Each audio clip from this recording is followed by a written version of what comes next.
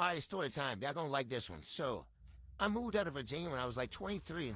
I didn't know nobody. I had to like basically restart everything.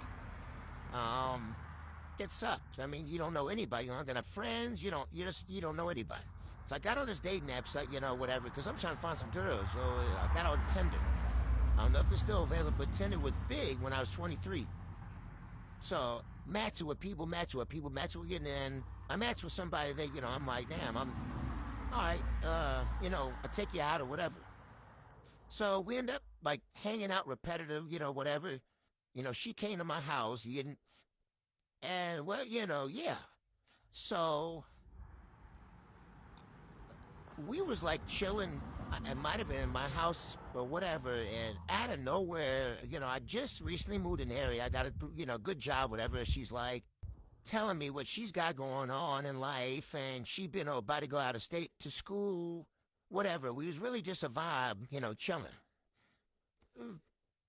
She said something about where her father worked, and it fucking starstruck me because that's where I was working. And I was like, oh shit. And I knew exactly who it was, and there's people that's gonna see this. They know exactly what I'm talking, but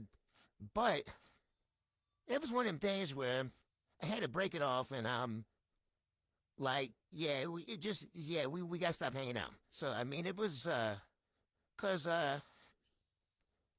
true story, but it was. I mean, it's funny.